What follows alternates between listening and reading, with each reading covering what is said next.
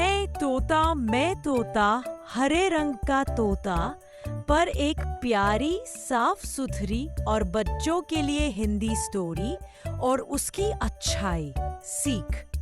Hindi story. मैं तोता हरे रंग का तोता। एक सुंदर सा जंगल था जहाँ हर रोज सूरज की पहली किरण पेड़ों की पत्तियों पर चमकती थी। उसी जंगल में एक हरा रंग का छोटा सा तोता रहता था। उसका नाम था टिंकू। टिंकू बहुत खुशमिजाज और चहकने वाला था। वह हर सुबह पेड़ की डाल पर बैठकर मीठी मीठी बोली बोलता। मैं तोता हरा रंग का तोता। जंगल के सारे बच्चे, खरगोश, गिलहरी, हिरन, सब उसकी आवाज सुनकर मुस्कुराते थे। टिंकू को नई नई बातें सीखने का बहुत शौक था। वह पेड़ों पर बैठकर प्रकृति को ध्यान से देखा करता था। कैसे चींटियां लाइन में चलती है, कैसे मधुमक्खियां फूलों से रस लेती हैं, कैसे बादल धीरे धीरे तैरते हैं।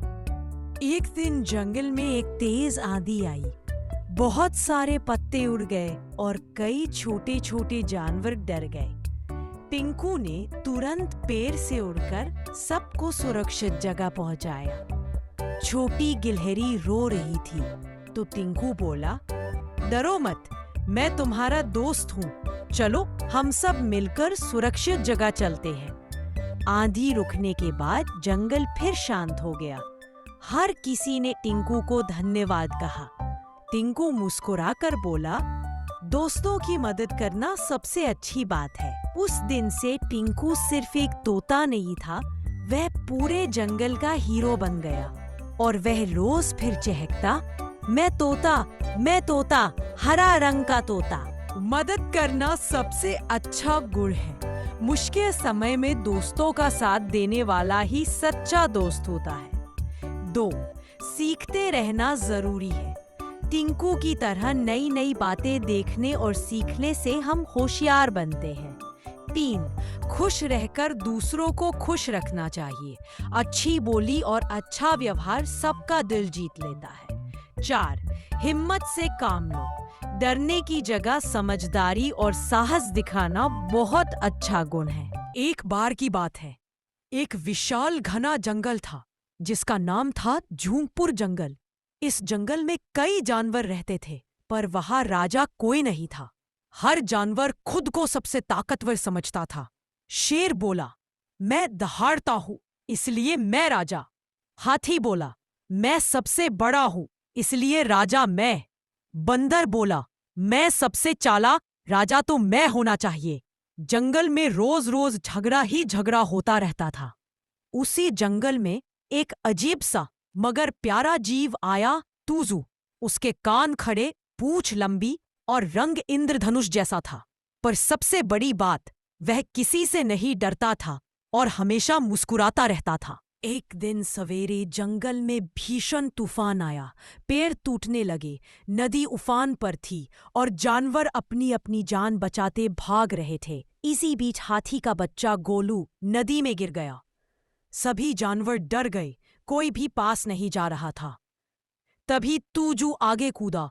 उसने अपनी चमकती पूंछ को लंबा कर बनाया एक रस्सी जैसा पुल। सबकी आंखें फैल गईं।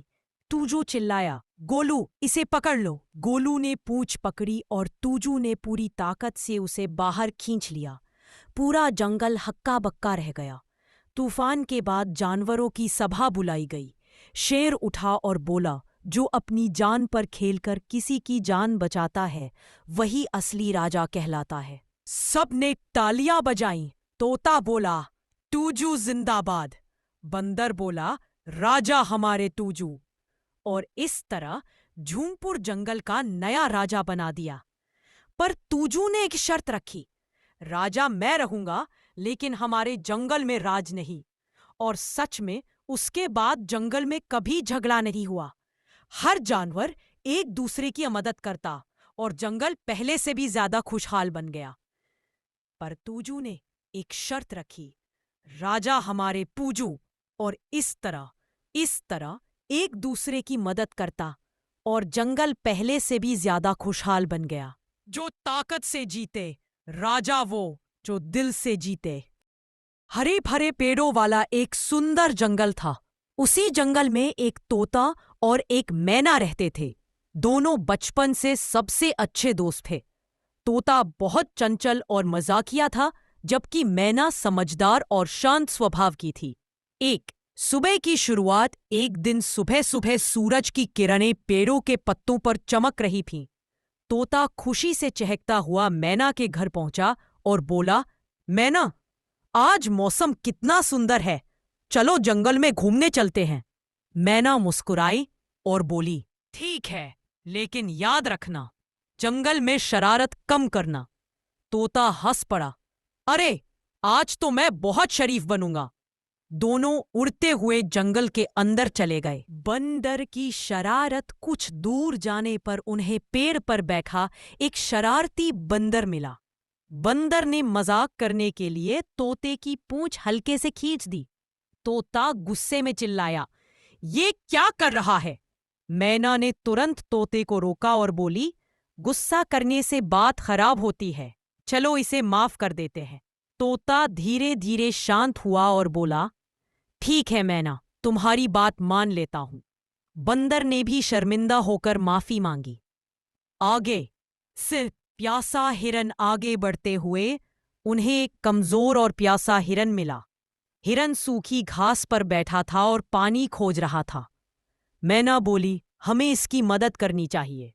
तोता तुरंत उड़कर तालाब में गया और अपनी चोंच में थोड़ा सा पानी भरकर लाया। फिर दोबारा लाया, तीसरी बार भी गया। आखिरकार हिरन की प्यास बुझ गई।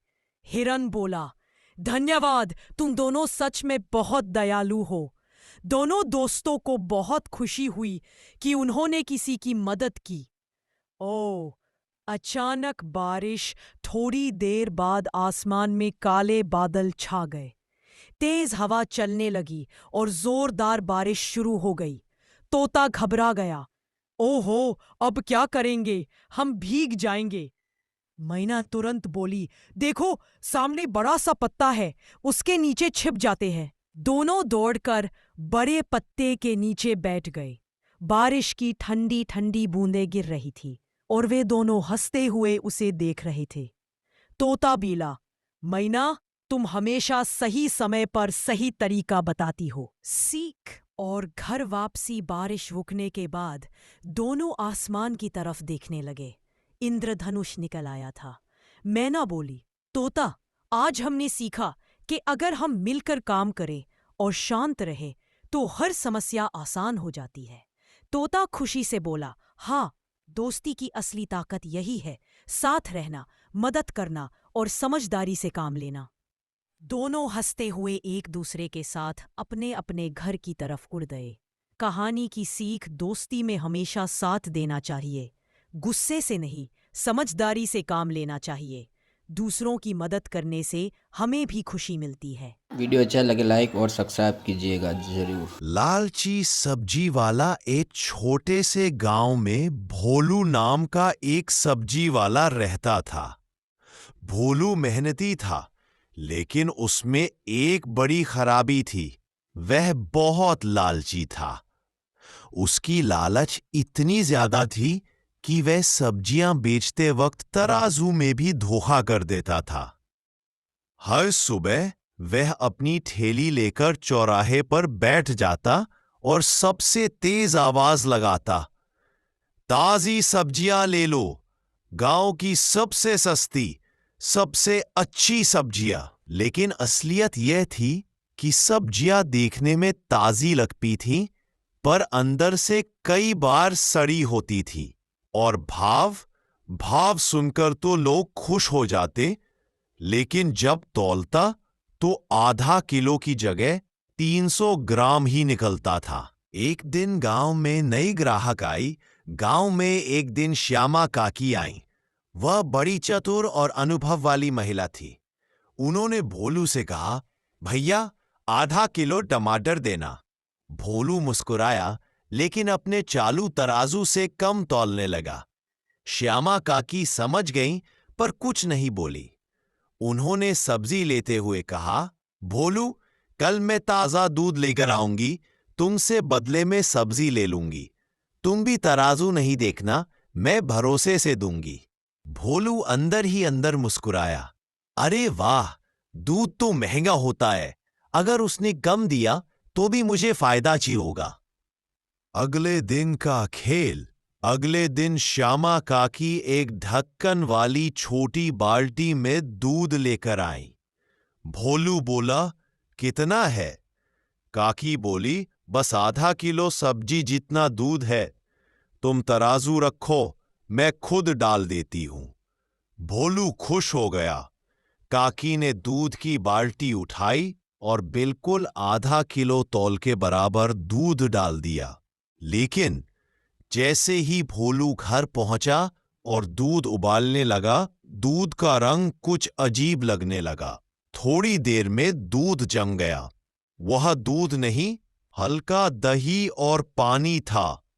भोलू समझ गया कि उसे धोखा मिला है। वह गुस्से में काकी के पास पहुंचा और बोला, काकी, आपने ये क्या दिया? ये दूध नहीं है। श्यामा काकी शांत बोली, अरे भोलू, तुमने भी तो मुझे आधा किलो की जगह कम सब्जी दी थी। जैसी सब्जी वैसा दूध, भरोसा दो, भरोसा पाओ। भोलू का बदलना। भोलू को अपनी गलती समझ आ गई। उसने काकी के पैरों छुए और बोला, काकी, आज से मैं कभी किसी को नहीं धोखूंगा। सही तौल, सही सब्जियां, सही दाम। उस दिन से भोलू गांव में ईमानदार सब्जी वाले के नाम से मशहूर हो गया। उसका काम बढ़ा, ग्राहक बढ़े और उसके लालच से छुटकारा मिल गया। कहानी का संदेश, लालच हमेशा नुकसान देता है, लेकिन ईमानदारी हमेशा फायदा कराती है। वीडियो अच्छा लगे तो लाइक और सब्सक्राइब कीजिएगा और शेयर कीजिएगा ऐसे हिंदी कार्टून। बकरी और गाय की अपसेट कहानी। एक शांत गांव में गंगा गाय और चांदनी बकरी रहती थी। दोनों एक ही खेत में चरती थी और एक दूसरे की सबसे अच्छी दोस्त थी। सुबह से शाम तक साथ घूमना, खेत में खेलना, नदी किनारे ठंडी हवा खाना, उनका हर पल साथ बीतता था। लेकिन एक दिन सब बदल गया।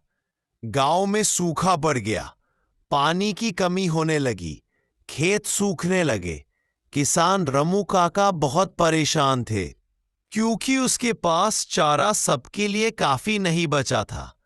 एक शाम रमू काका ने भारी मन से कहा, अब मैं सिर्फ एक ही जानवर को रख सकता हूं, बाकी को बेचना पड़ेगा। ये सुनकर चांदनी बकरी डर गई और गंगा गाय भी उदास हो गई। दोस्ती का इम्तिहान। अगली सुबह व्यापारी आया। उसने कहा, बकरी को मैं तुरंत ले जाऊंगा। ये सुनते ही चांदनी बकरी डरकर गंगा गाय के पीछे छिप गई। गंगा गाय की बड़ी बड़ी आंखों से आंसू निकल आए। उसने रमू काका से जैसे विनती की हो, कृपया इसे मत ले जाओ, ये मेरी दोस्त है। लेकिन किसान मजबूर था। जुदाई का दर्द। व्यापारी ने चांदनी को रस्सी से पकड़कर ले जाना शुरू किया। बकरी रोते हुए मिमियाई, मैं नहीं जाना चाहती, गंगा को छोड़कर नहीं। गंगा गाय जोर जोर से रंभाने लगी, जैसे वह भी कहना चाहती हो, रुको, इसे मत ले जाओ। गांव वाले भी इस दृश्य को देखकर भावुक हो गए। फिर हुआ चमत्कार। रमू काका का छोटा बेटा भाग कर आया और बोला, बाबा, मेरे तालाब की खुदाई में मजदूरी की है, ये पैसे रखो, बस बकरी को मत बेचो। किसान की आंखों में आंसू आ गए। उसने चांदनी बकरी को वापस छोड़ा और दोनों को गले से लगा लिया। Happy ending. अपसेट पल हमेशा याद रहे। दोनों एक बार फिर साथ थीं, बट उस दिन की जुदाई की यादें हमेशा उनके दिल में बनी रही। उस दिन के बाद रमू काका ने फैसला किया कि चाहे कुछ भी हो जाए, वह कभी भी गंगा गाय और चांदनी बकरी को अलग नहीं करेगा।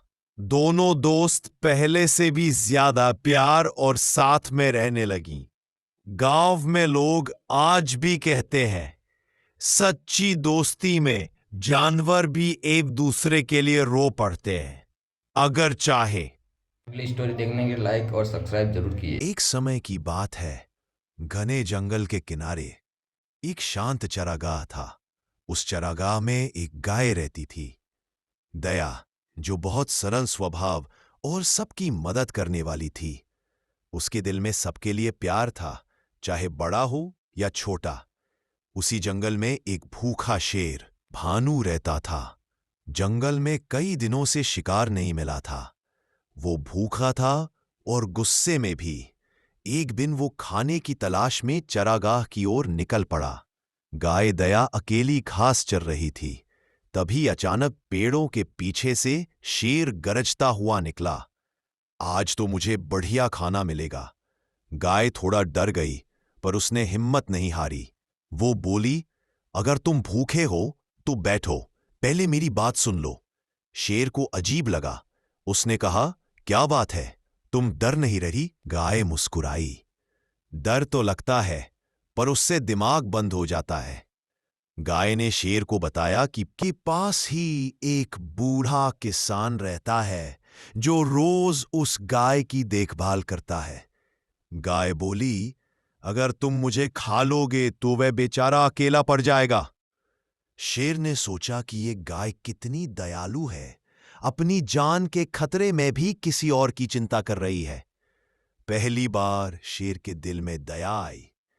कुछ देर बाद अचानक शेर धरती पर बैठ गया और बोला, मैंने आज तक सिर्फ ताकत दिखाई है, दया नहीं। तुमने पहली बार मुझे इंसानियत का मतलब समझाया है। गाय ने मुस्कुराकर कहा, जो दया बांटता है उसका रास्ता कभी खाली नहीं होता। उस दिन से शेर और गाय दोनों दोस्त बन गए। शेर ने वादा किया, अब मैं बेवजह किसी को नुकसान नहीं पहुंचाऊंगा। और सच में शेर ने अपनी भूख मिटाने के लिए जंगल के प्राकृतिक शिकार ढूंढने शुरू कर दिए, पर कभी भी चरागाह की ओर नहीं गया। कई बार जब गाय जंगल के पास जाती, शेर उसे दूर से देखकर मुस्कुरा देता। गाय भी उसके लिए पानी ले आती। दोनों में एक अनोखी दोस्ती बन गई, डर और ताकत वाली नहीं, बल्कि भरोसे और दया वाली। साख कहानी की सीख, दया और समझदारी हमेशा ताकत से बड़ी होती है। हिम्मत से बात करने पर कई मुश्किलें हल हो जाती हैं। दोस्ती वहीं होती है जहां दिल साफ हो। कार्टून भूत और रंगों का रहस्य। एक बार की बात है, रंगपुर नाम की एक बहुत ही रंगीन दुनिया थी, जहां हर चीज चमक दमक से भरी रहती थी। पेड़ गुलाबी, बादल नीले बैंगनी और सड़कें इंद्रधनुष जैसी। इस रंगीन दुनिया के बीच एक छोटा सा महल था और उस महल में रहता था गुड्डू भूत। लेकिन गुड्डू कोई डरावना भूत नहीं था, वह था कार्टून भूत। न गोल न चौकोर, बल्कि पूरा झूलता झूलता उछलता कूदता, एकदम मजेदार। गुड्डू की समस्या। गुड्डू की एक ही परेशानी थी, उसके पास कोई रंग नहीं था। पूरी दुनिया रंगीन और वह बिल्कुल सफेद। जब भी वह आईने में खुद को देखता, उसे लगता जैसे कोई भूला भटका स्केच हो। एक दिन वह बोला, काश मैं भी किसी कार्टून की तरह चमकीला होता। रंगों की खोज यात्रा। गुड्डू ने फैसला किया कि वह दुनिया में घूमकर ढूंढेगा कि आखिर रंग कैसे मिलते हैं। सबसे पहले वह गया रंगपुर झील के पास। कलर जंगल जाओ, वहां रंगों का राजा रहता है। गुड्डू खुशी से उछला और झटपट जंगल की ओर निकल पड़ा। कलर जंगल का जादू। कलर जंगल पहुंचकर उसने देखा कि पेड़ों पर पत्तियां नहीं, रंगों की बूंदें लटक रही थीं। लाल, नीला, हरा, पीला, जो चाहो। उसी जंगल के बीच ताजा ताजा बने इंद्रधनुष की तरह चमकता था एक बड़ा सा कार्टून सिंह, रंगराज। वह बोला, छोटे भूत, रंग किसी जादू से नहीं आते, रंग तब आते हैं जब तुम किसी की मदद करते हो। मदद का मौका। तभी एक छोटी तितली रोती हुई उड़ती आई। मेरे पंख से नीला रंग उड़ गया, मैं कैसे उड़ूंगी? गुड्डू तुरंत बोला, अरे मैं मदद करता हूँ। वह तितली को लेकर रंग बूंद वाले पेड़ के पास गया और ध्यान से एक नीली बूंद गिराई। तितली के पंख फिर चमक उठे। वो बोली, धन्यवाद गुड्डू, तुम दुनिया को रंग दे सकते हो। और तब गुड्डू की पीठ पर एक हल्की सी नीली चमक प्रकट हुई। सह रंगों का असली रहस्य। धीरे धीरे गुड्डू कई दोस्तों की मदद करता गया। कभी टूटे पेंसिल को रंग दिलाया, कभी फीके फूलों को चमक दी, और हर बार उसके शरीर पर एक एक रंग जुड़ता गया। कुछ देर में इंद्रधनुषी कार्टून भूत बन गया, चमकता दमकता, मुस्कुराता, पहले से कहीं ज्यादा खुश। रंगराज ने कहा, गुड्डू, अब तुम सिर्फ भूत नहीं, रंगपुर का रंगदूत हो। अंत में गुड्डू वापस अपने महल लौटा। अब वह वहां अकेला नहीं था। हर दिन बच्चे, जादुई जीव और कार्टून दोस्त उससे रंग उधार लेने आते, और गुड्डू हंसकर बोलता, रंग जितने बांटो उतने बढ़ते हैं। और इस तरह सफेद सा गुड्डू बना रंगपुर का सबसे चमकीला कार्टून भूत। मशहूर कहानी है हाथी और खरगोश। इस कहानी में जंगल के हाथियों के झुंड को पानी की समस्या होती है। तब एक चालाक खरगोश अपने होशियारी से उन हाथियों को वहां से हटाने की योजना बनाता है। खरगोश छोटू, जो बहुत चतुर था, हाथियों के राजा गजराज को यह भ्रम दिलाता है कि चंद्रमा देव नाराज हैं क्योंकि हाथी खरगोशों को मार रहे हैं, जिससे हाथी डर जाते हैं और झुंड को छोड़कर चले जाते हैं। इस तरह खरगोशों की होशियारी से दोनों समूह खुशहाल रहते हैं। इसके अलावा